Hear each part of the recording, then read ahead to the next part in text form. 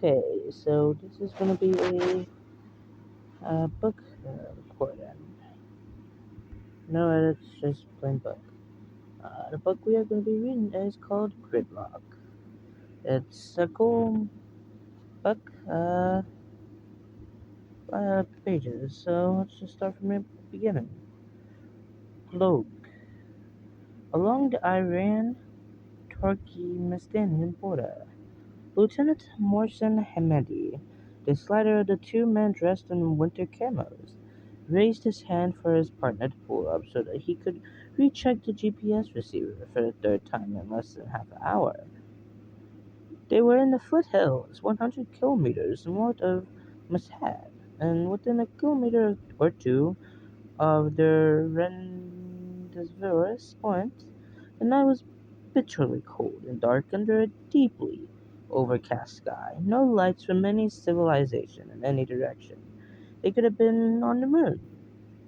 He was 27, short even for an Iranian, with the dark good looks that his wife of 5 years still found devastating, and a quick mind that had put him on a fast track to university and then basic training at Vivac, the Ministry of Intelligence and National Security school one outside of Tehran.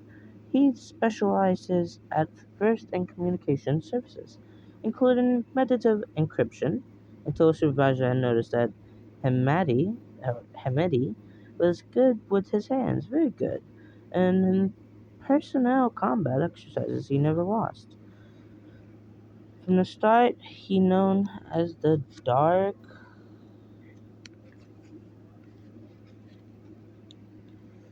Ghost because he was too elusive ever to be reached by a knife or club at first. But when he struck it was with an almost otherworldly speed and force, and he never showed fear until this mission, which is classified top secret. Failure is not an option. Colonel, Colonel, the bearer had warned 2 days ago. They had met in Silverland closed downtown at a coffee bar that was never frequented by anyone in government. Hamedi had not questioned his orders, but the colonel had told him in a lowered voice that the need to know list was extremely small. The nature of the mission was such that no blame could ever come back to anyone in the Republic, not even to anyone in Vivak. Take one man with you, but he is to be told nothing, except that you are meeting with a Russian intelligence officer who will bring your computer thumb drive to the border, for which you will pay him $1 million US. When you have it, you will return back here to Mashhad, to this very place where I will be waiting. Am I told? Am I told to be told what is on this dumb drive? Only that is a potentially more important than your life or mine, and the sooner you bring it to me, the sooner I can send it out of the country to a client. The colonel was normally in charge of Section 1, which dealt only with Israel matters, but everyone suspected that some years ago he had carved out his own special operations section that answered directly to President Salman and no one else. And right now, with the troubles between the president and Ayatollah Ali Khamenei, the colonel's position was precious. Succeed, and you will make captain. And if I fail, you do not want to consider consequences for you and your wife and child. The colonel had warned. They had driven from Mashhad late last night, stopping just outside of the small border settlement of Gumbad, and going the rest of the way on foot. It was nearly 2 in the morning, and a light breeze had sprung up, making the spring morning feel even colder. Are we close, Lieutenant? Sergeant Eleni asked, who was 24 and built like a short, dark, very dangerous military weapon, which he was. He complained constantly, never smiled, never cracked a joke, but he was completely and sometimes overwhelming loyal. Hamedi waited until his GPS unit settled down and displayed a latitude and longitude in a box below the map screen, which showed they were 1,200 meters out on a correct track. Provided in Russian, they were to meet was on time and at the correct meeting place. They would make the exchange and be on the way back home. A little over a kilometer, Hamedi said, pointing to the northwest. Good, because it's bloody well cold up here, and I'm getting damn tired of carrying this bloody bag up and down hills. I only notice where we are, but if I had to guess, I say we crossed into Turkmenistan by now. Another 1,000 meters, Hamedi said, starting up a stony path that led to the top of the low hill, just over the top, and take care with the bag, because you were carrying 1 million in U.S. money. That's a lot of money. When's the next chapter? Alright, because that's when I'm going to stop recording. Alright, just a few more pages. Eleni followed a couple of meters back, silent until he said something on his breath that sounded like a swear word. Are we defecting then? No, Admeti said. But we was sure that if he told his sergeant exactly what they were doing, he'd get some complaints, but no objections. At the top, something large and dark like a mass of metal that had been burned lay half buried in the sandy rubble. Up close it looked to Hamedi like the remains of a jet engine, and spread out below, and for as far as he could make out in the darkness, was a path of breeze. An airplane crashed here, Eleni said. A big one, by the looks of it, and not so long ago. Is this where we're supposed to meet the Russian? Because if it is, something is wrong. And I never heard of a plane crash up here. Have you? No, Hamedi said. The colonel had told him that the crash site was very near the Rendevezes point, but he hadn't buried whose aircraft it had been, and how it had come to crash at this point. But it was obviously from the pattern that the plane had been trying to get out of Iran, not into the country. The crash is none of your concern, Lieutenant, the colonel had told him, and believe me, you're better off not knowing about it. The locals must have seen or heard something. That problem has been dealt with. Leave it alone. Just do this mission and get back with the drive. You have no other concerns. This is no coincidence, Alani grumbled.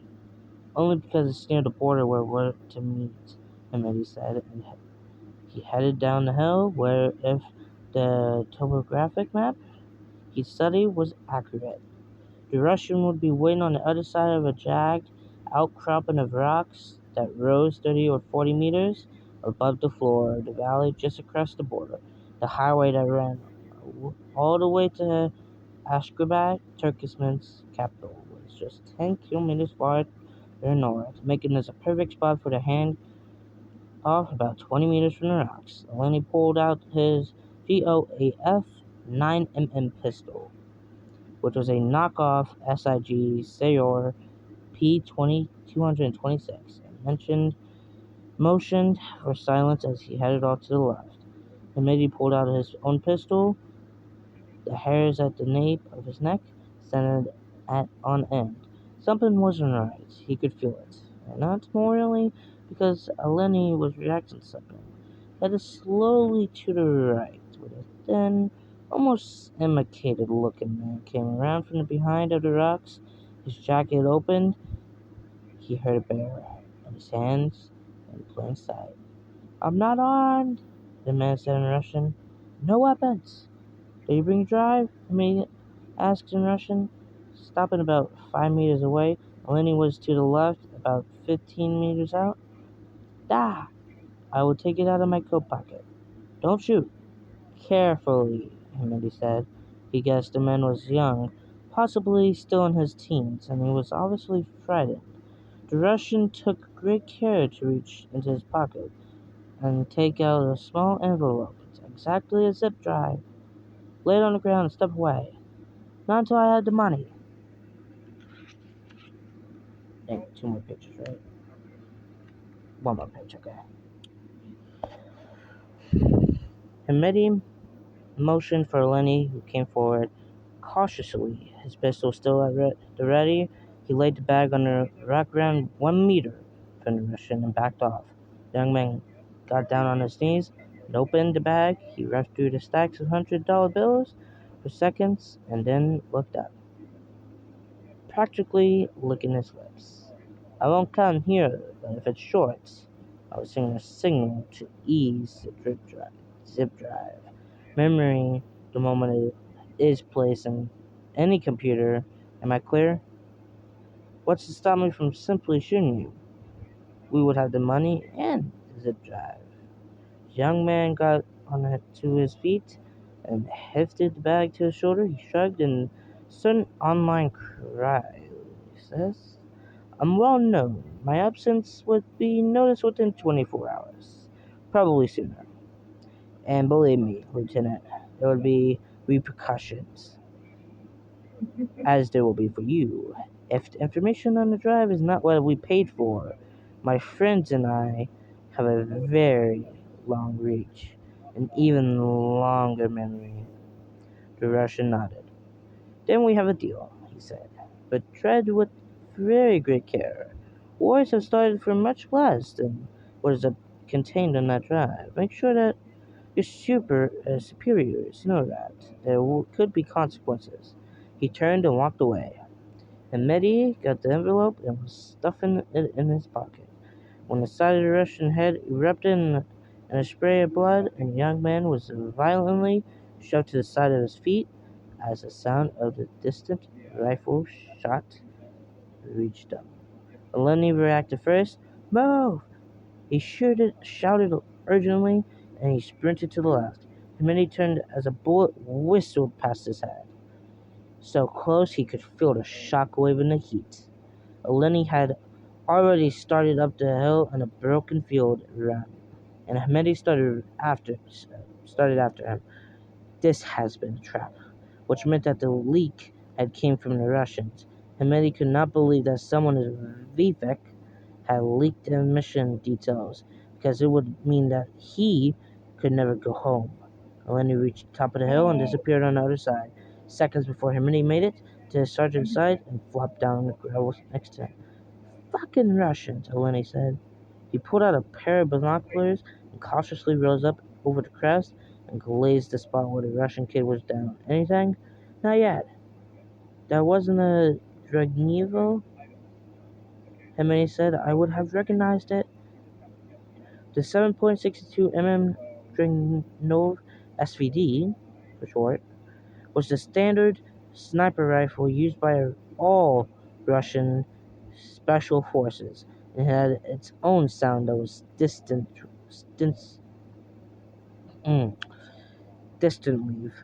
unmistakable. Americans?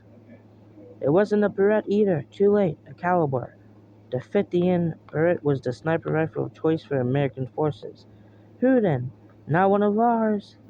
No, thank Allah, Emily said. There they are, Lenny said. Two of them, in white parkas. Emily took the binoculars and keeping as low a profile as possible. Blazed the very valley floor. One of the men had laid his long buried rifle on the ground, the muzzle raised above the dirt by a fairly long tripod.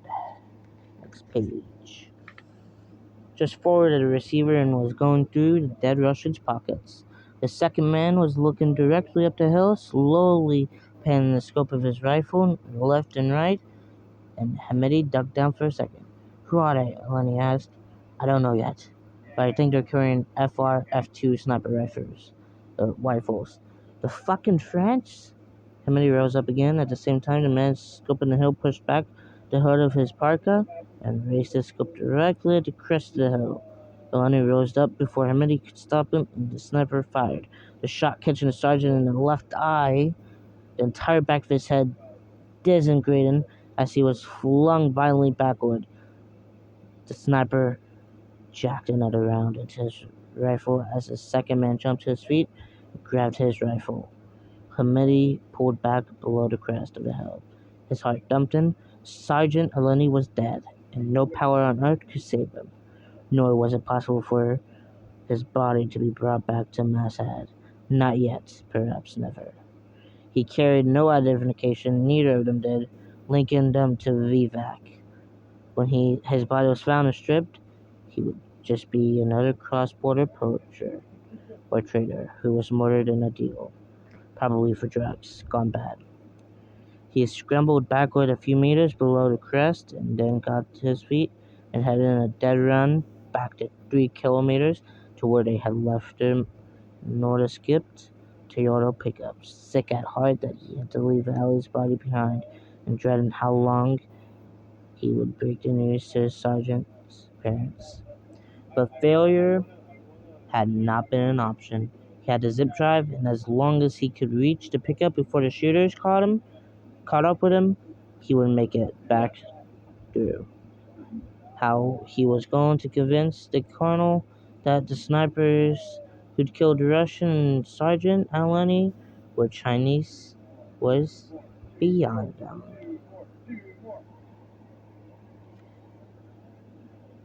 Part 1, The First Probes, 30 days later. And that is where we're going to pause. I hope you enjoyed this reading. We will pick this up as soon as I can.